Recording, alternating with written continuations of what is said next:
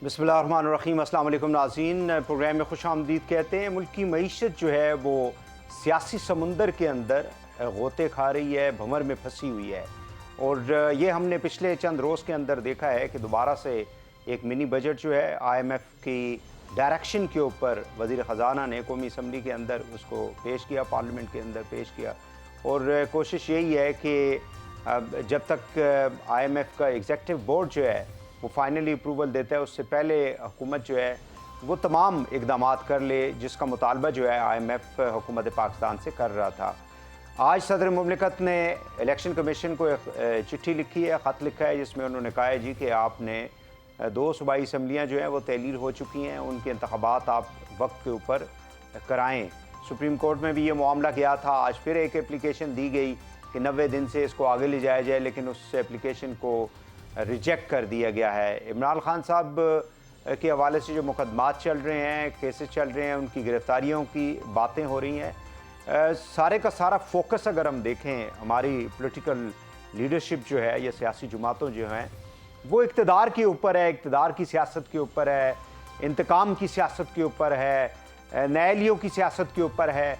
और यही वो वजह है जिसकी वजह से हमने जो मेन इश्यूज़ थे इस मुल्क के, ख़ासकर इकॉनमी का जो इशू था उसके ऊपर ओवर द ईयर्स हमारी सियासी जमातों ने, हुकूमतों ने फोकस नहीं किया। और आज जिस सूरत हाल से मुल्क गुज़र रहा है, अल्लाह करे कि इससे मज़ीद ख़राबी जो है पैदा ना हो। इस हवाले से हम गुफ्तगू करेंगे। मेरे साथ मौजूद हैं जनाब सायरा बानो साहिबा। आप GDA की आप सीनियर रहनुमा हैं और रुकन है कौमी असम्बली, सीनियर पार्लियामेंटेरियन है। बहुत शुक्रिया मैडम, आप तशरीफ़ लाई। हमारे साथ मौजूद हैं डॉक्टर आबिद सुलहरी साहब, आप एग्जीक्यूटिव डायरेक्टर हैं SDPI के और माशी माहिर हैं। बहुत शुक्रिया डॉक्टर साहब, आपका भी, आपने प्रोग्राम में शिरकत की। सेनेटर नुमान वज़ीर खटक साहब हैं, पाकिस्तान तहरीक इंसाफ के सीनियर रहनुमा हैं। बहुत शुक्रिया आपका भी सेनेटर साहब, आपने टाइम दिया। सायरा बानो साहब, आपसे बात का आगाज़ कर लेते हैं। आज नेशनल असम्बली में आपने ख़िताब भी किया। इस वक्त लगता यह है कि हुकूमत सख्त प्रेशर के अंदर है और वो ये कहते हैं जी कि ये हम अगर टैक्सेस 170 बिलियन तो बज़ाहिर वो कह रहे हैं, आई डोंट नो कि उनके साथ IMF के साथ क्या कमिटमेंट है। ऑयल जो है वो 200 यानी डीज़ल 280 तक पहुंच चुका है, 272 जो है वो पेट्रोल पहुंच चुका है, बाकी चीज़ें भी महंगी होंगी। तो सवाल ये पैदा होता है कि हुकूमत के जो अखराजात हैं, यानी इतनी मुश्किल सूरत हाल से हम गुजर रहे हैं, उसके अंदर कमी हमें दिखाई नहीं देती। जी, ये सवाल तो बारहा पूछा गया है, लेकिन वो कहते हैं ना कि भैंस के आगे बीन बजाना ही है। उनके कान पे वो जूं तक नहीं रेंगती। और मुझे नहीं पता कि ये मुल्क को इन हाल तक तो पहुंचा दिया कि इन 75 सालों में जो इन लोगों ने मुल्क का हाल किया है। तो अब मेरे ख्याल में अब आप मीडिया वालों ने भी दिखाना बंद कर दिया है कि मैंने आज भी जिक्र किया है कि एक हफ्ते में 5-5 खुदकुशी हो रही है। अब देखें, आप बात कर रहे हैं, हम नहीं, दिखा अब रहे हैं ना। आप बात दिखा रहे हैं, लेकिन जिस तरह अभी बाकी जो हैं और जिनकी ट्वीट्स पढ़ते होते थे और जिनके दिल में आवाम का बहुत दर्द था, जो पिछले 3 साल तड़पते रहे, अब वो खामोश हैं। मतलब क्या खामोश है? उनको खामोश कर दिया गया है। लगता तो यही है, वरना तो हक सच की बात क्या, वो उस वक्त क्या कोई दूसरा मौसम था और अभी कोई दूसरा मौसम है। इनकी कोई चीज़, मैंने तो जिस वक्त बात की है उससे नेक्स्ट डे 2 ऐसे PM का इजाफा होता था। अगर हुकूमत प्रेशर में बिल्कुल भी नहीं है, अगर प्रेशर में होती तो उनको नींद ना आ रही होती। कल वजीर दाखिला बैठ के अमन व अमान का मसला हल करने के बजाय ऑडियो लीक्स पे भाषण ना दे रहे होते। और जिस वक्त यहाँ पर पेशावर धमाका हुआ, उससे नेक्स्ट डे जिस वक्त असेंबली में बहस चल रही थी, वो बहावलपुर में अपना कन्वेंशन अटेंड कर रहे थे। ये जो पिछले 2 रोज़ के अंदर इमरान खान के खिलाफ यानी एक ऐसा वो क्रिएट किया गया कि जैसे अभी उनको जो है ना अरेस्ट कर लिया जाएगा। ये जो ऑडियो लीक्स, ये सारा डाइवर्जन है बेसिकली। जो एक्चुअल इशू है इस वक्त, the basic issue of this countries, that is the economy. आटा, रोटी, महंगाई, ये बुनियादी इशू है। बुनियादी आप कह रहे हैं। आपके पास कोई ऑडियो शाडियो है तो जाएं, आप जाके लेकर जाएं, तो अदालतों में जाएं, वो अदालतों में हैं, वो बैठे हुए जज जिसकी ऑडियो है, जाएं जाके पकड़े। अगर खान साहब के लिए है, अगर इन लोगों ने वो किया है तो जो करना है आप, मतलब लोगों को तो आप मुझे बताएं कि एक वक्त ऐसा आएगा कि रोटी ही मतलब अब भी प्रायोरिटी है, उसके बाद ये सब चीज़ें बेमानी हो जाएंगी। ये जिस हम कीड़े मकोड़े 22 करोड़ कीड़े मकोड़ों पे हुकूमत कर रहे हैं ना, यही नहीं होंगे तो किस पे हुकूमत कर रहे होंगे? वजीर आजम साहब तड़प रहे हैं, शुक्र है उनकी कोई थोड़ा तड़प को आराम आया जो टर्की चले गए हैं। यहाँ पर भूख और महंगाई में पिसी हुई आवाम उनको नजर नहीं आ रही। पार्लियामेंट के अंदर वो पेश किया गया बिल, दूसरे दिन वो उठ के चले गए, वो वहां पर टर्की चले गए कि वहां पर इजहार दबी हुई आवाम के साथ इजहार यकजहती कर लें। यहाँ पर गुर्बत और अफलास में पिसी हुई और मरी हुई आवाम के साथ ये यहाँ पर नहीं वो खड़े होंगे। बस खुदा ही इनको अब मैं मरियम साहिबा ने तो इनकार कर दिया है कि हाँ जी, वो उनकी हुकूमत नहीं है, वो उनकी हुकूमत नहीं है। हुकूमत कहाँ पे है? I have no idea. नहीं तो वो बाजे गाजे और ट्वीट्स और मुबारकबादें और मिठाइयाँ और गले मिलना, मतलब वो क्या था? तो जो अब आप इतने बयान दे रहे थे, तो भाई खुदारा अब ये सारे झगड़े वगड़े साइड पे रखे। हर दफ़ा ये बयान आता है तो कब से सुनते हुए आ रहे हैं, लेकिन अब आप एक कोई अपनी सिमत कर लें, कोई अवाम का सोचें कि ये जो ये बैठे हुए बदमाशिया, मैंने कल से नाम बदमाशिया रखा है क्योंकि इतने नामअसद हालात में भी जीने की तमन्ना कर रहे हैं तो बदमाशी ही है ना, इसलिए कि इन्होंने तो मारने में कोई कसर नहीं छोड़ी। ये तो अशराफियाँ हैं, इनका यहाँ पर क्या है? इनके बीवी बच्चे वहाँ पर, इनकी जायदाद वहाँ पर, इनके बिजनेस वहाँ पर, फिर यहाँ पर आके बड़ी बड़ी बातें करते हैं। आपने प्रोग्राम के शुरू में बहुत अच्छा बोला कि IMF की डायरेक्शन पर, वो उन्हीं की डायरेक्शन पर ये एहसासात से आरी होकर वो पर्चा पढ़ने के लिए आए थे, पढ़ के ये जा वो जा, उनकी बला से कि क्या हो रहा है क्या नहीं हो रहा। ये तो आज भी अगर हम स्टैंड ना लेते तो उन 15 मेंबरान की हाँ पर उन लोगों ने बिल पास करवाने के लिए बैठे हुए थे कि किस तरीके से मतलब ये कर लें और ये सारा कर लें, तो ये सिलसिला रुकेगा थोड़ी, ये सिलसिला तो बढ़ता रहेगा ना कि और थोड़ा और कर लीजिए, थोड़ा और कर लीजिए। लेकिन होगा क्या? आज एक मैं कह रही हूँ कि वैसे तो 25,000 वाले का आप बजट बनाकर बता दें, अगर वो बाइक पर आता होगा, अगर वो बस में जाता है, उसका किराया देख लें आप, दवा दारू है वो नहीं मिल रही, बच्चों के स्कूल वाले रो रहे हैं, तो आप लोगों ने क्या कहा? ऊपर से इनको आई एम सॉरी शर्म से डूब मरना चाहिए कि आइन की ये तकरीबात कर रहे हैं। आइन के किस आर्टिकल पे इन्होंने अमल किया है? 3 से लेकर 27 तक यही है ना कि रियासत माँ है, रियासत जानो माल का तहफ़्फ़ुज़ देगी, बेसिक बुनियादी जो ज़रूरतें हैं वो पूरी करेगी। कोई एक ज़रूरत पूरी की है? आइन और कानून का तो रोज़ मजाक हम वहाँ पर बिल्कुल सही है, बिल्कुल। डॉक्टर साहब, वो गवर्नमेंट कहती है जी मुश्किल फैसला था, हमें ये करना पड़ा, क्या कहेंगे आप समझते हैं कि जिस तरह से गवर्नमेंट ने स्टेप्स लेना शुरू कर दिए, IMF जो है अब जल्दी से अब इसको अप्रूव कर देगा और वो जो 1.2 बिलियन डॉलर जो है हम एक्सपेक्ट कर रहे हैं वो मिल जाएंगे? वही तो इंग्लिश में एक मुहावरा है, स्टिच इन टाइम सेव्स 9। तो वक्त का लिया हुआ एक फ़ैसला जो है वो आपको 9 जो तल्ख फैसले हैं उनसे बचाता है। अगर हम ये सारी चीज़ें जो हैं पिछले 7-8 महीने से जो चीज़ें लिम्बो में थी, अगर वो ना होती तो यकीनन हालात थोड़े से बेहतर होते। मैं ये तो नहीं कहता कि हम बिल्कुल ख़तरे से बाहर होते, लेकिन थोड़े से बेहतर होते। ये एकदम से जो जर्क, ये वही काम किया है जो असद उमर साहब ने उस वक्त टाइम शुरू में ज़ाहिर कर दिया था। असद उमर साहब को फिर वो एडवांटेज ये हासिल हो गया कि उनको सऊदी अरब और चाइना से इमदाद मिल गई, तो वो तो 8 महीने निकाल गए। हमें जब नज़र आ रहा था कि सियासी अदम इस्तेहकाम की वजह से दोस्त ममालिक वेट एंड सी की पॉलिसी पे हैं, हमें ये जहन में रखना होगा कि जो दोस्त ममालिक होते हैं वो शख्सियात के साथ उनकी दोस्ती नहीं होती, उनकी रियासत के साथ दोस्ती होती है। और जब आपको यही नहीं पता कि हुकूमत जो है 2 हफ्ते बाद किसकी होगी, 2 महीने बाद किसकी होगी, तो वो oblige नहीं कर सकते। वो वेट एंड सी की पॉलिसी पे उस वक्त तक अमल पैरा रहेंगे जब तक कि आपके पास एक सियासी इस्तेहकाम जो है वो नहीं आता। रही चीज़ जो IMF डिक्टेशन की, ये IMF डिक्टेशन नहीं, ये हमारी अपनी कमिटमेंट्स हैं। यानी आपको जब अच्छी तरह पता है कि एनर्जी सर्कुलर डेट जो है वो बढ़ेगा, आप पिछला बजट उठा के देख लीजिए, उसमें एनर्जी की टोटल सब्सिडी 350 अरब रुपये रखी गई है, जबकि एनर्जी सर्कुलर डेट जो है वो 650 से ज़्यादा आप उसका लॉस जो है। टोटल कितना है इस वक्त? तकरीबन 2600। इस वक्त एनर्जी और गैस का मिला के 4.3 ट्रिलियन का हो गया है, 4300 अरब रुपए का जो है 4300 अरब रुपए।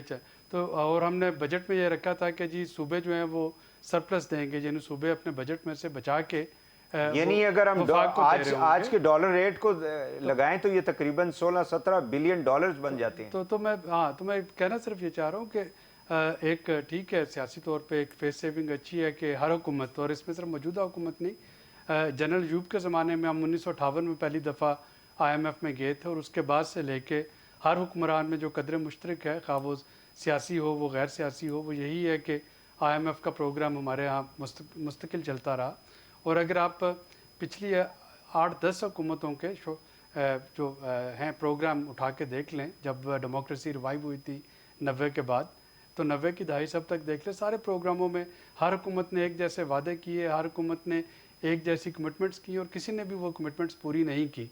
और उसका नतीजा ये हुआ कि हर आने वाली हुकूमत को मजीद तल्ख तो फैसले ये तो फिर IMF की अच्छाई है ना कि आप मैं ये कह रहा हूं उनको ना, डिच करते देखिए- रहे, उसके बावजूद जो है देखिए लेकिन IMF एंटीबायोटिक की तरह होती है। और डॉक्टर साहब इन्होंने PTI ने जनवरी फरवरी में पिछले साल जो है निकल आए थे ये उससे प्रोग्राम से बाहर। देखिए, ये जो बात ये करते हैं ये दुरुस्त है? उस वक्त हमने टारगेटेड सब्सिडी का मैंने पूरा एक प्लान बना के दिया था 2 व्हीलर 3 व्हीलर के लिए कि आप पेट्रोल और डीजल की कीमतें जितनी मर्ज़ी बढ़ा लें, आप मोटरसाइकिल, चिंची, रिक्शा इनको टारगेटेड सब्सिडी दे दें। एक पेट्रोल कार्ड के नाम पे स्कीम जो है उस पर भी काम हो गया था, लेकिन उसके बाद ज़ाहिर है कि सियासी मुसलतें आड़े आ गई और वो टारगेटेड सब्सिडी नहीं हो सकी। वहाँ पे ये प्रोग्राम जो है ये सस्पेंड हुआ। मुफ्ता इस्माइल साहब ने आके नहीं, PTI के दौर में सस्पेंड हो चुका था। ये सस्पेंड हो गया था।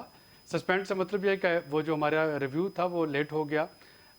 जब वोट ऑफ नो कॉन्फिडेंस के बाद PMLN हुकूमत को उन्होंने शुरू में तो बयान दिए कि जी हम ये सारा कुछ रोल बैक कर लेंगे और नॉन पॉपुलर फैसले देंगे, लेकिन वो नहीं लिए।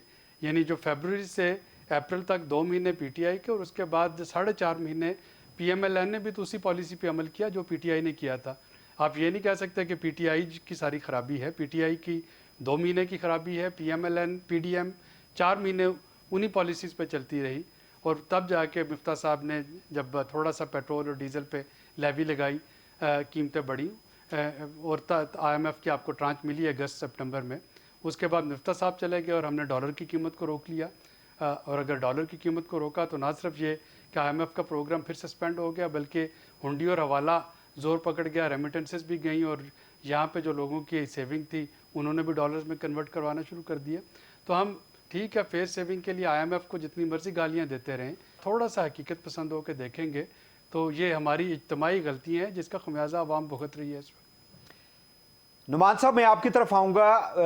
आपको मालूम है कि इसहाक डार साहब ने अभी भी जब खिताब किया और इससे पहले भी हमेशा ये बात करते हैं, जो मौजूदा इत्तेहादी हुकूमत है वो आप लोगों के ऊपर सारा कुछ डालते हैं कि एक 2019 में आप लोगों ने एक गलत किस्म के एग्रीमेंट किया था IMF के साथ और फिर उसके बाद आप लोग उस एग्रीमेंट से भी बाहर निकल आए, जिसकी वजह से आज ये सारा खमियाजा जो है वो कौम भी भुगत रही है, ये गवर्नमेंट भी भुगत रही है। क्या कहेंगे? Thank you very much Waheed साहब।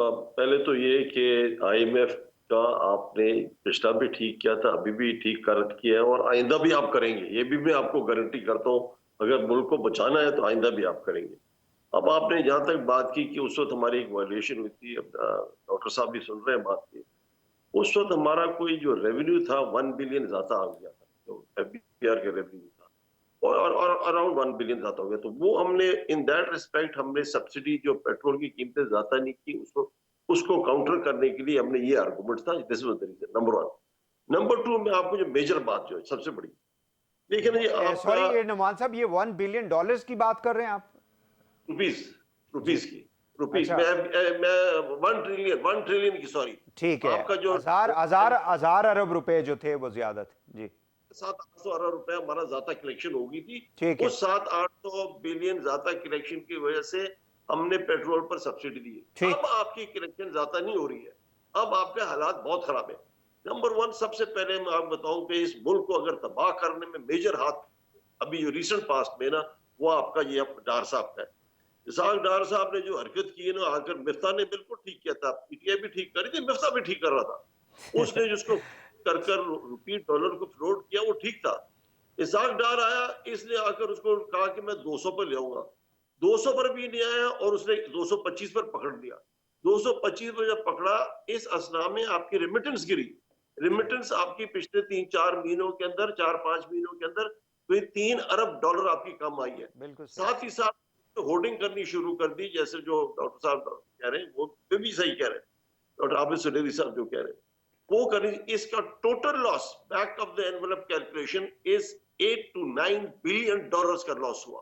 अगर आप ये ना करता, सागदारी चीज हरकत ना करता, रेमिटेंस भी ठीक रहती, एक्सपोर्ट भी कुछ हद तक चलती रहती और लोग जो है ना अपने करेंसी को डॉलर में डॉलराइजेशन ना होती, तो ये आपको फर्क होता था। अब आपको बैकग्राउंड बताओ हुआ क्या। अब एटॉमिक एनर्जी वाले साहब भी आपके पास आए हैं, आपको भी पता है। लार्जर कॉन्टेक्स्ट में बात करता हूँ, मैं माइक्रो में नहीं जाना चाहता। अब आपका ये इनकी स्ट्रेटेजी क्या है, तारा साहबा, इनकी स्ट्रेटेजी क्या है? ये इस मुल्क को तबाह करने के लिए आए हुए, और जो दो लोग मेन प्लेयर हैं वो नवाज शरीफ है और इसाक डार है। इसने जो किया है, इसने इसको मुल्क को इस लेवल पर ले आया है कि आपका ये जो है ना, आइंदा आपका मुल्क चल ही नहीं सकता। जो आप कह रहे हैं सियासी बातें कर रहे हैं, भूल जाए सियासत। सियासत साथ मुल्क होगा तो सियासत होगी ना। ये जो 2.9 आज 3 बिलियन हो गया, इस पर तो मुल्क आगे नहीं चलता। आपने सिर्फ IMF नहीं करना। ये जो डॉक्टर सुलेरी साहब ने जो बात की ना, ये जो हर का IMF की जो ना सायरा साहबा, ये जो IMF का प्रोग्राम है, मेरे हिसाब से एज ए पाकिस्तानी और एज ए इकोनॉमी को भी देखता हूँ, मतलब इंडस्ट्रीज को बड़ा ज्यादा मेरा ताल्लुक है, और प्लस पाकिस्तान, इसको अगर आपने चलाना है, मुल्क को आगे चलाना है ना, तो आपने IMF से भी सख्त स्टेप्स उठाने, लेकिन गरीबों पर भी इम्पैक्ट पड़े। वो गरीबों पर जो नुमान साहब, इस मुल्क के अंदर जी माजरत के साथ, इस मुल्क के अंदर आपने इशराफिया को तो खुली छुट्टी दे दी है ना। इस मुल्क में तो कौन, यहाँ पे तो प्रैक्टिकली स्पीकिंग आप पटवारी के पास जाते हैं तो अगर उसके हाथ में इख्तियार है तो वो भी उसको अपनी जात के लिए सबसे पहले मिस यूज करता है। तो the people who are sitting at the helm of affairs, they have looted this country, nobody cares about it. मैं वही साहब, आप बिल्कुल सही करते हैं। लूट कर कर आप जैसे मेरे जैसे लोग, हमारा मतलब एक पैसा बाहर नहीं है पाकिस्तान से बाहर। हमारे तो इधर ही जीना मरना है, हमारे बच्चों ने भी इधर ही रहना है। हमारे लिए तो मतलब इनके तो स्टेक इन्वॉल्व ही नहीं है। इनको तो हम गलों से पकड़ेंगे, इनको तो छोड़ेंगे नहीं, अवाम छोड़ेगी नहीं इन लोगों को सारों के। लेकिन ये अवाम तो आई डोंट नो कि अवाम तो बेचारी बिल्कुल पिस चुकी है, बाहर भी नहीं निकल सकती है इतनी महंगाई के बाद जी। ये आपको अभी करना क्या चाहिए थे? इन्होंने जो आम घरेलू इस्तेमाल में साबुन वगैरह, घर में कपड़े धोने के लिए डिटर्जेंट साबुन इस्तेमाल, उस पर भी टैक्स लगाया। अगर गरीबों, आपको चाहिए था आप लग्जरी पर 25 ना करते, ज्यादा करते सेल टैक्स।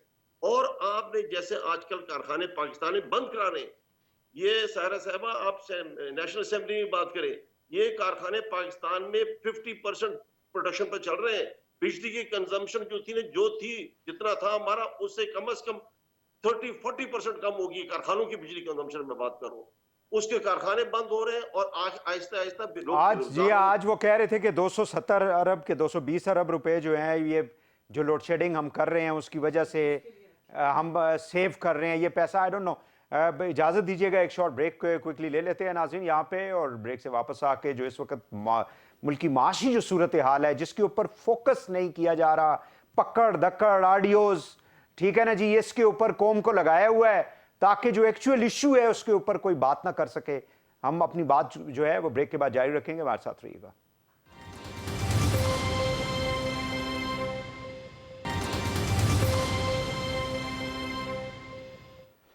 वेलकम बैक नाज़रीन। मुल्क की जो माशी सूरत हाल है, मिनी बजट जो पेश किया गया हुकूमत की जानिब से, और ज़ाहिर है कि IMF के पास जब जाते हैं तो हुकूमत खुद जाती है, यानी मुल्क हमारा, हम लोग खुद IMF के पास जाते हैं कि हमारी मदद करें। तो वो अगर आपको एक रोड मैप देता है अपनी मईशत को बेहतर करने के लिए, तो वो पाकिस्तान की बेहतरी के लिए। It's not that we should always accuse the IMF की क्रिएशन 1945 के अंदर, वो सेकेंड वर्ल्ड वॉर के बाद हुआ, इसलिए था कि वो ममालिक जिनकी बैलेंस ऑफ पेमेंट के इश्यूज हैं, बजटरी डेफिसिट है, उसमें हेल्प आउट करने के लिए था। हम बस एक 24 प्रोग्राम्स के तो मेरा ख्याल है हो चुके हैं, पता नहीं और कितने होंगे, आगे हमें चलना है। मैडम मुझे ये बताएं कि पार्लियामेंट का जो रोल इस वक्त हमें दिखाई दे रहा है, जो इलेक्टेड रिप्रेजेंटेटिव है, आधी पार्लियामेंट तो वैसे ही बाहर जा चुकी है, और वो इमरान खान साहब की, मैं नुमान साहब से कहूँगा इस पे कमेंट भी करें कि जो काम सबसे आखिर पे करना था उन्होंने सबसे पहले वो काम कर दिया। यानी आपने असम्बलियों से पहले आप अपनी गवर्नमेंट्स को करते, उसके बाद वो करने के बाद दोबारा इन्हें ख्याल आया कि अभी हमें वापस जाना है।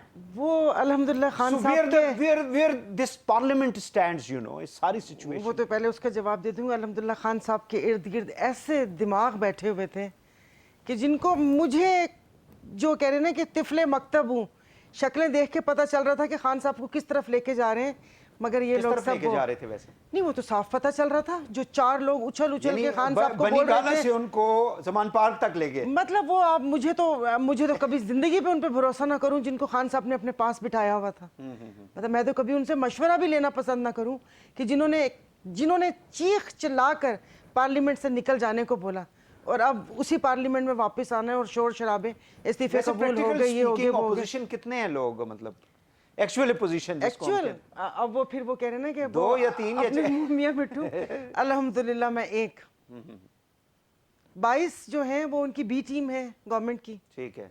चित्राली साहब भी, डॉक्टर साहब अभी हैं ना? डॉक्टर साहब आई डोंट नो क्यों नहीं आ रही। अच्छा। मतलब हम लोग जिस तरह वो है अभी इस वक्त करंट सिचुएशन बता रही हूँ कि एक मैं बैठी हुई होती हूँ, ठीक है। जमात इस्लामी है चित्राली साहब, लेकिन वो मतलब वो स्विंग करते हैं। हाँ जी वो ऐसे बस ऐसे सी सा यूं करके। So what's the role of the parliament? क्या इस सूरत हाल पार्लियामेंट में का- लोग तो ये पूछते होंगे ना कि जी हमने तो अपने नहीं, लोगों कुछ को नहीं, मैंने तो पहले भी कहा था कि भाई पार्लियामेंट सुप्रीम है, आपकी चेयर का एहतराम है स्पीकर साहब, लेकिन यहाँ आते हुए शर्म आती है। 15 लोग होते हैं, वो भी बैक बेंचर्स जिनको सख्ती से ताकीद होती है कि कोरम पूरा करना है। बाकी आधे वुज़रा इनके बाहर घूमने फिरने गए हुए होते हैं, आधे अपने अपने ऑफिस में बैठ के अपने हल्के के मसाइल अटेंड कर रहे होते हैं। अभी परसों आपने क्या मौलाना अब्दुल शकूर साहब की तकरीर नहीं सुनी थी कि जो उन्होंने 2 इन वजारतों के उन्होंने वो कह रहे हैं कि चीथड़े उड़ाए हैं कि जो हो रहे हैं। तो बस अब आइंदा वक्त आने में उनके ऑफिस में भी जाकर अगर किसी ने सांस लिया तो सांस की भी पेमेंट करनी पड़ेगी लोगों को कि आपने मेरे ऑफिस की ऑक्सीजन इस्तेमाल की है। तो पार्लियामेंट का रोल, अब मैं पार्लियामेंट के लिए कुछ नहीं कहती, लेकिन कुछ भी नहीं। 4 आप कोई बिल आपका आता है, आपकी ना कोई आए ना नो, कुछ भी नहीं होता, वो हो जाता है। 15 के साथ आप ये रेजोल्यूशंस और ये सब चीज़ें पास होती हैं। और ये जो भी इन्होंने मतलब स्पीच की उसके ऊपर डिबेट गवर्नमेंट की तरफ से तो हमें दिखाई हाँ, नहीं वो दी कि डिबेट कोई वो उसमें भी मैंने कहना debate था उसके कि में क्या- देर आए दुरुस्त आए। अलवी साहब सदर मुमलिकत हैं, उन्होंने भी पहले 4 साल ऑर्डिनेंस फैक्ट्री बनाया हुआ था, तो अच्छी बात है। और पहले वाले हैं उनको भी ये करना चाहिए और आइंदा आने वालों के लिए मिसाल है कि बिना भाई रातों रात ऑर्डिनेंस नहीं होते। किसी भी डिबेट के लिए असेंबली में आना चाहिए। अगर असेंबली को इस चीज़ को सुप्रीम कहते हैं कि जहाँ से बिल पास होते हैं लोगों की इज्जतों के, कि इज्जत करनी है आपने, तो इसका मतलब है कि सुप्रीम है ना। और अगर हम इज्जत दिला रहे हैं तो इसका मतलब है थोड़े से लेकिन हम भी इनफेक्टिव इज्जतदार है हैं। ना, इफेक्टिव तो नहीं है ना। हाँ, आप तो बस पब्लिक ऐसे की ही है। आवाज़ जो है या पब्लिक की जो इस वक्त रिक्वायरमेंट है, डिमांड है, तलब है, उनकी जो आवाज़ें चीखें लोगों की जो निकल रही हैं वो फिर पार्लियामेंट के अंदर रिफ्लेक्ट कर रही हो ना।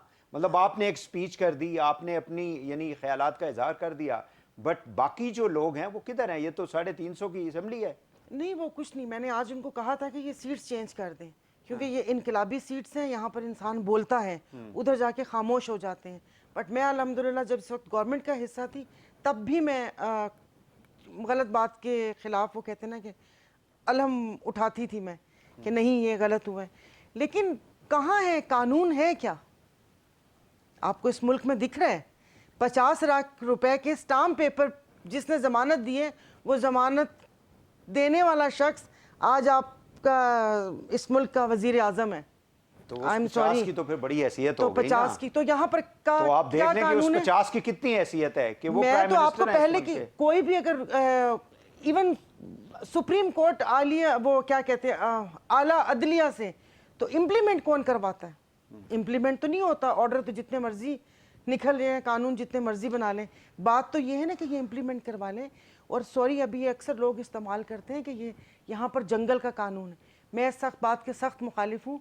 जंगल का भी कोई कानून होता है। यहाँ पे तो जंगल का कानून हाँ, ही कि नहीं। जंगल का भी कानून होता है, वहाँ का भी दस्तूर होता है कि शेर का पेट भर जाए तो वो शिकार नहीं करता, कि कभी सैलाब आए तो एक तख्ते पे चीता, हिरन, बकरी, गिलहरी सब एक तख्ते पर होते they हैं। save their life. जी, जंगल का कानून होता है। ये जंगल से भी बदतर है कि अब तो इब्लीस भी कहता है कि मान लूँ इनकी मैं। डॉक्टर साहब, ये जो मतलब एक तरफ हम कह रहे हैं जी कि हमने ऑस्टेरिटी मैयर्स जो हैं उनको लेना है, लेकिन गवर्नमेंट के अंदर हम बतदरीज हम देखते हैं कि इजाफा होता जा रहा है। और जो भी ऑर्डर निकलता है SAPM का उसमें या equal to the state minister, वो लिखा होता है जी कि इसमें कोई प्रिक्स एंड प्रिविलेजेस जो हैं वो नहीं लिए जाएंगे। लेकिन हमारे यहाँ तो जैसे मैंने पटवारी का आपको मिसाल दी है, अब उससे छोटा मैं क्या कहूँ, अब जो यानी बादशाह का जो कोतवाल है वो कितने काम बादशाह के नाम पे करवा लेता है। तो इस सिस्टम के अंदर मतलब हमने अगर ऑस्टेरिटी करनी है तो फिर हर जगह पे वो रिफ्लेक्ट होनी चाहिए, वो नहीं हो रही। आप बजा फरमा रहे हैं, जाहिर है कि ऑप्टिक्स मैटर करते हैं। इस वक्त दो तीन चीज़ें हैं जिस पे गवर्नमेंट को फोकस करना चाहिए। एक तो अखराजात जो हैं, रेवेन्यू तो बढ़ाना लेकिन एक्सपेंडिचर्स कैसे कम करने हैं, इसकी तरफ देखना होगा। दूसरा एफपीआर चले क्या 18 क्या 20% जीएसटी देने पे भी राज़ी हैं, लेकिन एफपीआर कलेक्ट करने वाली तो बने। आप किसी भी रेस्टोरेंट में पाकिस्तान में कहीं भी खाना खा के देख लें, आपकी बिल पे लिखा होता है जीएसटी एग्जैक्टली 16%, उसके नीचे पीओएस रसीद का 1 रुपया और वो एफपीआर का बार कोड या उस पर कोई ऐसी चीज़ नहीं होती, जिसका मतलब ये है कि वो सार्फिन की जेब से वो पैसे निकल रहे हैं, लेकिन रेस्टोरेंट वाले जो हैं वो आगे नहीं दे रहे। अब ये मिली भगत है, ये एफपीआर की नाअहली है, या एफपीआर के पास कैपेसिटी नहीं कि वो उसको इकट्ठा कर सके। तो असल इशू टैक्सेशन बढ़ाने का नहीं, असल इशू उसको इकट्ठा करने का है। इसी तरह से गैस की कीमत आप लॉसेस पूरे करने के लिए जितनी मर्जी बढ़ा लें, लेकिन खुदारा पाकिस्तान को वो जो अनअकाउंटेड फॉर लॉसेस में पाकिस्तान जो है उन ममालिक में आता है जिसके लॉसेस सबसे ज़्यादा हैं। तो ये जो 14-15% जो अनअकाउंटेड फॉर लॉसेस के बिल हम लोग पे करते हैं, जिन्होंने बिल पे करने हैं, ये जो अगर गैस कहीं पे लीक हो रही है, कहीं पे चोरी हो रही है, बिजली जो है वो चोरी हो रही है, ट्रांसमिशन लॉसेस, तो ये लूप होल जब तक, यानी मैं स्टेट ओन्ड एंटरप्राइजेस की बात नहीं कर रहा, लेकिन डॉक्टर साहब ये तो उस सूरत में होता है ना जब फोकस होता है। पीआईए या स्टील मिल की बात नहीं कर रहा, वो तो अब सियासी इशू बन चुके हैं। मैं तो वो बातें कर रहा हूँ कि जिससे सार्फिन के आप टैक्सेस पे टैक्सेस बढ़ाए जा रहे हैं और सार्फिन देने पे तैयार हैं। अभी सारा बात कर रही थी कि हम प्रोग्राम के शुरू से श्रीलंका से अवाम ही इम्पोर्ट करवा लें। एक अवाम जो है वो जहाँ पे सबमिसिव हैं, लेकिन कम से कम ये तो जो है अरबाब अख्तियार जो टैक्स आपको ले सकते हैं वो कलेक्ट करें। यहाँ पे लॉसेस से बचा जा सकता है, उनसे बचें, ऑप्टिक्स बेहतर करें और फिर देखें कौम जो है वो हमेशा कुर्बानी देने के लिए तैयार है, अब भी देगी, लेकिन अगर ये अपने अमाल थोड़े से दुरुस्त कर लें। नुमान साहब, आप कोई कमेंट करना चाहेंगे? आपकी हुकूमत के दौरान जो मईशत की जो सूरत हाल थी, जिसकी बार बार इसहाक डार साहब जो बात करते हैं। देखिए जी, मैं वो तो ऐसी बात करने के लिए सियासी गुफ्तगू करते हैं, डजंट कैरी एनी वेटेज, उसकी जो क्रिटिसिज्म है उसके बारे में। लेकिन मैं आपको जो ठीक है, एज फार एज पीटीआई की गवर्नमेंट थी, उसमें certain steps should have been taken जो we did not take, like what state owned enterprises 1300 अरब रुपए, just to give you a comparison, 900 अरब आपको खर्च आता है मिलिट्री पर, 1300 अरब रुपए आपका स्टेट ओन्ड जो आपने ना स्टील मिल हो गया, पीआईए हो गया, रेलवे हो गया, पीआईए कुछ बेहतर हुआ था, 20 अरब नुकसान पर आ गया था, कम हो गया था, फिर इस साल फिर 50 अरब में पहुंच गया। इस तरह सारे मिलाकर 1300 अरब नुकसान कर रहे हैं। इस नुकसान को, इससे तो जान छुड़ाए ना, स्टेट ओन्ड एंटरप्राइजेस से तो जान छुड़ाए, दे दे लोगों को, दे दे, तो जो आप करना लोग है क्यों दे नहीं दे। जान छुड़ा सके नुमान साहब? मैंने तो कहा, सबसे पहले मैंने एडमिट किया कि हमने जान छुड़ाने की कोशिश की, तो ऑपोजिशन वाले खड़े हो गए कहने के मजदूर दुश्मन है, ये मजदूर दुश्मन है, मुल्क बचेगा तो मजदूर दुश्मन क्या लेकिन करते हैं। नुमान साहब आप की जो प्राइवेटाइजेशन के मिनिस्टर थे वो माशाल्लाह इस मुल्क के यानी पार्लियामेंट में सेनेट के चेयरमैन रहे हैं, वो एक ज़माने में प्रेसिडेंट भी रहे, सबसे senior politician from the Sindh, but I never seen him around 4 years कि कहीं पे आके उन्होंने कोई बात की हो कि प्राइवेटाइजेशन में हो क्या रहा है। मैं तो ये मतलब this is my suggestion, you know, कि आप इस इदारे को ख़त्म कर दें। I mean, what is the purpose of keeping such a big, you know, ministry when it is not performing anything? ये तो देखिए वही साहब, 18th अमेंडमेंट के बाद बेतहाशा डिवीजन मिनिस्ट्रीज खत्म हो गई हैं। सरप्राइजिंग इनफ वो इस्लामाबाद में भी चल रही है, प्रोविंस में भी चल रही है। तो ऐसी बड़ी लंबी कहानी है। आपको एक और बात बताऊं, ब्यूरोक्रेसी को कन्वेंस अलाउंस, जो कन्वेंस मोनेटाइजेशन अमाउंट है, उसको वो पैसा मिलता है, और गाड़ियां भी 2,25,000 गाड़ियां भी प्रोविंशियल फेडरल गवर्नमेंट के पास है। ये तो वो गाड़ी भी मेंटेन हो रही है और अलाउंस भी। इस तरह पेंशन की आपकी मैं बात करता हूँ, another very critical area, 520 billion आप सिविल पेंशन दे रहे हैं, 390 बिलियन आप दे रहे हैं फौजियों की पेंशन दे रहे हैं, कोई 900 बिलियन के करीब पहुंच गया। आगे आपका मुल्क चलेगा क्या? और ऐसे भी पेंशनर्स आपको पता है 15 लाख रुपए पेंशन ले रहे हैं और सब कुछ चीजें पूरी ले रहे हैं। 15 लाख पेंशन, लोगों के पास 25,000 रुपए नहीं, आप 15 लाख पेंशन दे रहे हैं। इस पर कैप लगना चाहिए, कैप आना चाहिए, आप 3 लाख से ज्यादा पेंशन लेकिन क्यों ये नहीं कौन करेगा? ये कौन? पार्लियामेंट नहीं करेगी, गवर्नमेंट्स नहीं पार्लियामेंट की करेंगी, क्या बात पॉलिटिकल कर रहे पार्टीज के पास कोई एजेंडा नहीं होगा। मैं आप सारा साहब ने ठीक क्या which parliament are you talking of? There is one opposition leader The person, parliament in which you are sitting, the parliament where Imran Khan was sitting, the parliament where this present government is sitting, I'm talking about the same parliament.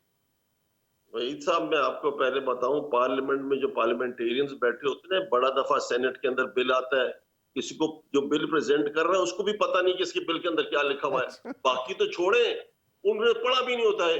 जो party ऊपर से कहती है इस पर yes करना, इस पर नो करना, मेरा तो कोई सही नहीं है, मेरे जैसा आदमी तो फिट ही नहीं है इनके साथ। मेरे तो पीटीआई वाले मुझे कहते हैं कि you to PTI for PTI, तो बहुत सीधी सीधी बात करते हो। सीधी बात करेंगे तो मुल्क आगे चलेगा, ये ऐसा नहीं चलता।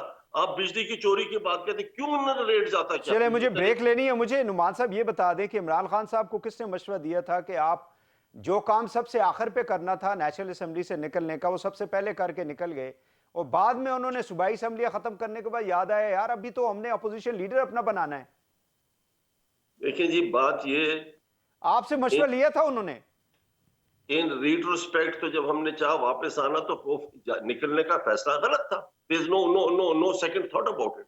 गलत था, जिसने भी मशवरा दिया, जिसने भी किया, बड़े लोगों ने चाहा कि नहीं निकलना चाहिए था, लेकिन अब जब वापस आना चाहा, इस दैट मींस कि वो मेरा क्या कहना, सारे यही था, पीटीआई वाले सारे जा रहे थे।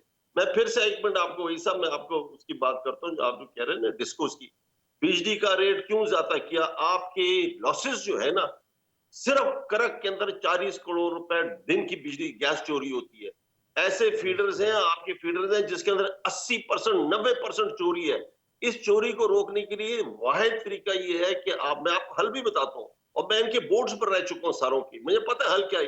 ये जो डफजिन देते हैं ना कि एयर बंडल केबल लगा लो, उसके अंदर आप स्मार्ट मीटर लगाओ, दिस ऑल नॉनसेंस।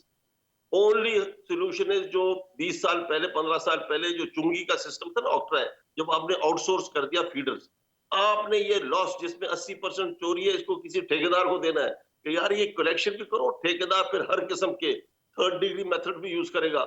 ये कौन भी थर्ड डिग्री वाली वो थर्ड डिग्री वो करेगा, जो भी करता है, जो अमेरिकन जिसको कहते हैं ना एक्सटेंडेड इंटरोगेशन, शरफाना लफ्ज है गुंडागर्दी का, वो भी करेगा और पैसे रिकवर करेगा। ये सरकार नहीं कर सकती। ये सरकार आधे पैसे जेब में बिल के, आधे पैसे उसको कंज्यूमर को छोड़ देते हैं। सारा जो हमारा सिस्टम है वही सब सारे गड़बड़ है ये ना। और एक और मैं आपको फाइनल बात बताऊं, जो मुल्क चलाता है सियासतदान नहीं चलाते, ब्यूरोक्रेट चलाता है। मुझे आप ये बताएं वही साहब कि मिनिस्ट्री ऑफ एनर्जी में कितने इंजीनियर हैं? 1 इंजीनियर, सारी बिजली सारी चल सर रही है हमारा ना। तो बस हमारा पूरा जो सिविल सर्विसेज का जो स्ट्रक्चर है, in fact that needs to be revamped. हमने वही बस सीएसएस करके आ जाते हैं लोग, जिन्होंने 30 साल पहले जो है वो पढ़ के पास कर लिया और किसी भी ग्रुप के अंदर आ गए, बस उसके बाद फिर उन्होंने फाइलों के ऊपर साइन करने हैं और वहाँ पे सारी फनकारी करनी है और कौम को जो है ना वो बेड़ा गर्क करना है। बहरहाल यहाँ पे एक और शॉर्ट ब्रेक लेते हैं नाज़रीन, वापस आके प्रोग्राम को आगे बढ़ाते हैं, हमारे साथ रहिएगा।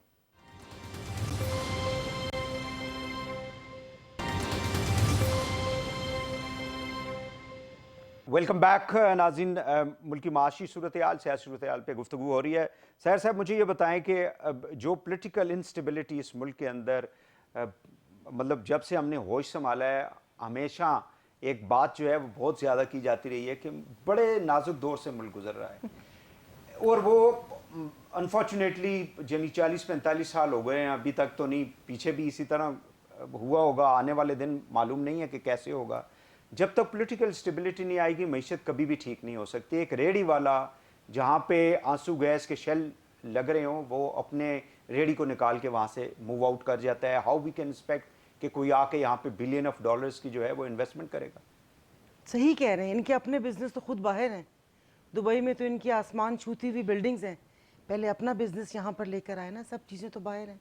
और वही बात है, कोई यहाँ पर वो क्यों नहीं लाते? वो तो कहते हैं जी कि चूंकि अब 70s में नेशनलाइजेशन हो गई, हमारी सारी फैक्ट्रियाँ जो है, मतलब जो शरीफ फैमिली है वो तो ये कहते हैं जी कि हमारा तो सारा पैसा जो है वो उस वक्त हथिया लिया गया था, लिहाजा वो फियर है एक कि मालूम नहीं है कोई भी आ जाए तो फिर हम क्या तो करेंगे। फिर आप दूसरों को किस लिए, आप कैसे आप उनको ऑफर कर सकते हैं कि यहाँ पर आएँ और आप ये करें। अपनी फैक्ट्री बंद हो रही हैं, आधे से ज़्यादा आपके जितने भी इंडस्ट्रियलिस्ट कराची वाले मैं जानती हूँ 8-10 को, वो सब बांग्लादेश चले गए। और अब मैं नाम नहीं लूँगी कि अभी जिक्र हुआ है, उनका सारा सरमाया और सब बांग्लादेश में। हफीज शेख साहब का सरमाया कहाँ पर है? उनका अगर कोई ऐसा बिजनेस है तो वो कहाँ पर है? बांग्लादेश में। तो ये कहाँ क्या वो करेंगे? अभी आपने क्या सवाल किया था, मैं अभी उससे पहले आपने जी के बगैर वो मुझे एक बात फिर दिमाग में अटकी रहेगी। उससे पहले आपने कुछ पीआईए का और सुलैरी साहब ने जिक्र किया था। आपने कहीं सुना है कि जो सेक्रेटरी रिटायर हों वो रिटायर होने से पहले एक पैकेज बनाएं और उसके बाद उस पैकेज अपनी तनख्वाह तयन करें और रिटायरमेंट के अगले दिन वो जाके एमडी का चार्ज संभाल लें? ये सिर्फ यहीं पर होता है इस अर्ज़े पाक में जी। वो यहाँ से रिटायर हुए सेक्रेटरी शौकत अली साहब, एविएशन से रिटायर हुए और उसके बाद वो एमडी हैं इस दौर में जी। इस दौर में अभी वही है। मेरी बात भी हुई थी साद रफ़ीक साहब से, उन्होंने कहा बहुत अच्छा बंदा है, बहुत अच्छा बंदा है, क्योंकि उन्होंने वहाँ पर रूजवेल्ट के लिए जो वो करना है और वो उनके लिए बिल्कुल परफेक्ट बंदा है न्यूयॉर्क में जी। तो वो यहाँ हमारा पर होटल है। तो बस ये पॉलिटिकल क्या वो होगा, फिर बोलूँगी तो वो फिर बहुत ज़्यादा हो जाएगा। मैंने बहुत पहले शहाबनामा पढ़ा हुआ था, तो अभी जब सफ़र में थोड़ी सी बोरियत होती है तो उसको मैंने दोबारा डाउनलोड कर लिया है। और जब अब मैंने पढ़ना शुरू किया है और यहाँ पर बैठ के उसको देखना शुरू किया है तो मेरी आंखें खुलती जा रही हैं कि मैंने आज भी कहा है और अब अभी मैं फिर कहती हूँ कि लगता है कि सिर्फ गोश्त खाने के लिए इस मुल्क में आज़ादी हासिल की है।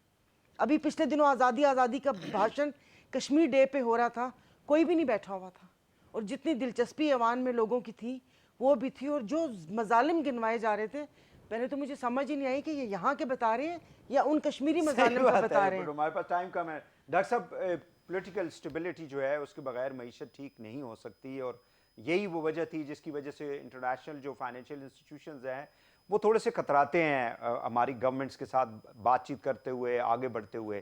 तो किस तरह से इसको हम फिर ओवरकम कर सकते हैं? देखिए वैद, मेरा ख्याल इस वक्त सियासी जमातों में एक एहसास की ज़रूरत है और वो ये है कि 30 जून को ये 23वां प्रोग्राम जब ख़त्म होता है तो आपको अगले प्रोग्राम के लिए जाना है।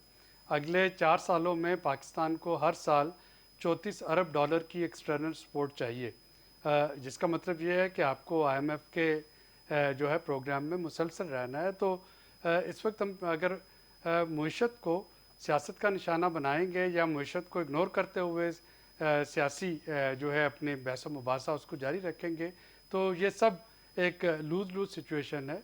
और पाकिस्तान में जब मैं अब पीछे मुड़ के देखता हूँ सियासी नैरेटिव तो दो ही हैं, एक वो जो सियासी जमातें अपोजिशन में होती हैं उनका, और एक वो जो कि हुकूमत में होती हैं। जब तो लगता है कि डिस्क चेंज हो जाती है। जब आप अपोजिशन में होते हैं तो आप महंगाई मुकाओ मार्च कर रहे होते हैं, आपको हर जो फैसला है वो जालमाना और अवाम खुश नज़र आता है। जब आप हुकूमत में आते हैं तो आप वो हर वो चीज़ कर रहे होते हैं जो आपके अपोनेंट ने अपनी हुकूमत वो कहते हैं हमने रियासत बचानी है इसलिए ये कर रहे हैं। तो जाहिर है कि हमें थोड़ा सा इस वक्त बालगुन नजरी का जो है वो मुजाहरा करना पड़ेगा। इसमें जो सिल्वर लाइनिंग है वो ये है कि पाकिस्तान बहुत अरसे के बाद पहली दफ़ा है कि आपके पास एक्सटर्नल डॉलर का जो फ़्लो था, जो पहले कोरिया जंग से शुरू हुआ, फिर सोवियत यूनियन जंग से शुरू हुआ, फिर वार एंड टेरर से शुरू हुआ, वो अब फ़्लो नहीं है। आपके पास चीन और सऊदी अरब के डॉलर जो है वो नहीं आ रहे। तो ये हमें एक झटका है और अगर हम इस झटके को बर्दाश्त करके थोड़ा सा अपने पाँव पे खड़ा होने की कोशिश करें तो किसी ज़माने में मैंने कॉलेज में पढ़ी थी, इस फर्स्ट फ्लाइट एक बगला था जो उड़ नहीं सकता था और जब उसको धक्का दे के फेंक दिया गया तो उसने उड़ना शुरू कर दिया। तो शायद ये हम भी उड़ना शुरू कर दें अगर हम इस झटके में इसको पॉजिटिव अपॉर्चुनिटी। उसके लिए दो चीज़ें डॉक्टर साहब, एक ऑनेस्टी, दूसरा कुर्बानी। कुर्बानी अक्रॉस द बोर्ड। आप सिर्फ आवाम को ही हर वक्त कुर्बानी का बकरा बनाते रहेंगे तो देन आई डोंट थिंक कि ये चीज़ जो है ये होने वाली है। नुमान साहब बिल्कुल थोड़ा सा टाइम है, मैं एक छोटा सा सवाल आपसे करना चाहूँगा कि हमारे अगर अभी आई डोंट नो 52,000 अरब के करीब हमारा कर्जा होगा, डॉक्टर साहब कितना होगा टोटल? मैं वैसे मैं ये कह रहा हूं कि मेरी एक सवाल है आपसे कि क्या पार्लियामेंट के अंदर कोई ऐसा आप लोग सजेशन ला सकते हैं कि 2002 से यानी जनरल मुशर्रफ मरहूम के दौर से लेके और 22 तक 4 जो गवर्नमेंट्स आई हैं, ये अब 5वीं गवर्नमेंट है, उनकी जिन्होंने जितने कर्जे लिए हैं उसकी कुछ इन्वेस्टिगेशन तहकीकात कर लें कि ये कर्जा जितना लिया गया है ये कहाँ लगाया है। वही साहब, मैं आप सही कह रहे हैं, वो भी देख लेना चाहिए, लेकिन अभी आगे वे फॉरवर्ड क्या है आपका? आपने पूछा ना कितना, 132 बिलियन डॉलर हमने वापस देने, और हर साल हम 15-20 बिलियन ऐड करते रहते हैं। अगर इसी तरह ही चलता रहे तो ये 132 आज है, अगले साल ये 150, अगले साल 170 बिलियन डॉलर। IMF साइड, हमारे पास क्या प्लान है कि ये 132 बिलियन वापस करने का? कोई प्लान नहीं है। अब आप क्या बात है इसके अंदर, जो वापस ज्यादा नुकसान किधर होता है? अभी सुलेरी साहब बैठे, अभी सुलेरी साहब मेरा जरा डिफरेंट ट्विस्ट है सारी इशू पर। आप FDI बोलते रहते हैं, foreign direct investment. Foreign direct investment पहले लोकली नहीं करना चाहते तो फॉरेन डायरेक्ट कौन करेगा? और जिसने फॉरेन डायरेक्ट किया है, मैं ऐसी कंपनी भी, वही साहब आप सुने मेरी बात, एक ऐसी कंपनी से $100 4 साल पहले किए, उसने पिछले 4 साल के अंदर $400 वापस ले गया है। तो FDI वो होना चाहिए, FDI वो होना चाहिए जो एक्सपोर्ट बेस्ड FDI। सारे मुल्क FDI वो इनकरेज करते हैं जो एक्सपोर्ट बेस्ड, ना कि वो पाकिस्तान से पैसे। दूसरा पॉइंट आपको बड़ा इंपॉर्टेंट बताऊं, अभी सुरेरी साहब, डिस्काउंट रेट उस मुल्क में शरह सूद ज्यादा करते जा रहे हैं कि इन्फ्लेशन कंट्रोल हो। पाकिस्तान में शरह सूद इससे इन्फ्लेशन कंट्रोल नहीं होगी। बाहर के मुल्कों में आप गाड़ी, कपड़े, घर सारा मॉर्गेज पर होता है, कर्ज पर होता है, उधर आप कंट्रोल कर सकते हैं शरह सूद ज्यादा करने के लिए। यहाँ आपने जो शरह सूद 16%, 17%, 18% कर दिया डिस्काउंट रेट, इससे तो ग्रोथ खत्म हो गई, ग्रोथ खत्म हो गई, कारखाने बंद होने शुरू हो गए। तो ये क्या पाकिस्तान सोल्यूशन इज नॉट, क्या जो बाकी मुल्कों में चल रहा था वो सोल्यूशन पाकिस्तान के लिए नहीं है।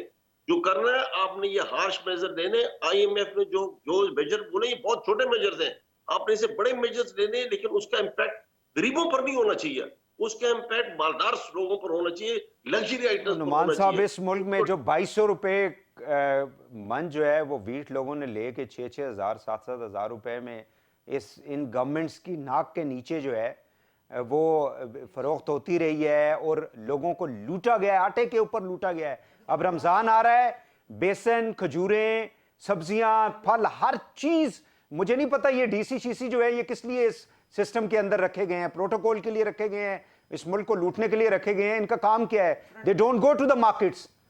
तो ये सूरत हाल है, इसमें तो अब क्या किया जा सकता है? आपको बात बताऊं, फाइनली आपका पाकिस्तान के अंदर गंदम का एकड़ी जो है ना 30 मन पर एकड़ होता है। ईस्ट पंजाब के अंदर यानी इंडिया के अंदर 60 मन पर एकड़ है। फर्क क्या है? एक बॉर्डर का फर्क है। वजह क्या है? आपकी सीड क्वालिटी ठीक नहीं, सीड एग्रीकल्चर प्रोसेसेस आपके ठीक नहीं, सीड प्रोसेसिंग ठीक नहीं है। उसके ऊपर वॉशिंगटन स्टेट यूनिवर्सिटी ने फैसलाबाद एग्रीकल्चर यूनिवर्सिटी के साथ एग्रीमेंट करके उनको सीड प्रोवाइड किया है, जो 60-65 मन पर एकड़ दे रहा है। उसको कौन देख रहा है? कोई भी नहीं देख रहा। आप मिनिस्टर जो है जो फूड सिक्योरिटी के पास जाए, उसके पास उसको पता भी नहीं होगा इस बात का। तो ये तो आलम है हमारे ब्यूरोक्रेट्स का। आप फाइनली आपका जो सेक्रेटरी फाइनेंस है, what is he is a DMG officer, he doesn't know debit credit, तो उसको पता ही नहीं क्या है। उससे आप चाहते हैं कि मुल्क का मईशत के फैसले करे। You are all wrong, your bureaucracy is all wrong, you are in for trouble. इस ब्यूरोक्रेसी के साथ आप नहीं चलता। आपने ग्रुप सेपरेट, हेल्थ का सेपरेट, एनर्जी का सेपरेट, फाइनेंस का सेपरेट ग्रुप बनाना है, जो आज तक नहीं बना किसी। बिल्कुल सही, बहुत शुक्रिया, बहुत शुक्रिया। जी जी मैम। हाँ बिल्कुल, इसलिए कि जिस वक्त आज़म खान वहाँ पर होते थे तो ये 10 दफ़ा बात मैंने इन लोगों को बोली कि खान साहब को जाके बताएं कि आप वज़ीर आज़म हैं, आज़म के वज़ीर नहीं हैं। उस ज़माने में जो इनकी वो होती थी, जिस दूसरे बंदे को देखते थे पता चलता था कि ये उनका बडी है। फिर हमने भी पूछा कि उस बडी की लाइन में कोई जगह खाली है तो बता दीजिए, उनका नो बडी। हाँ बहुत शुक्रिया, बहुत शुक्रिया सायरा बानो साहब आपका, सेनेटर नुमान वज़ीर साहब आपका, डॉक्टर आबिद सुलेही साहब, तीनों माना को बहुत बहुत शुक्रिया। नाज़रीन, आज के लिए इतना ही। वहीद हुसैन को इजाज़त दीजिए। अल्लाह हाफ़िज़।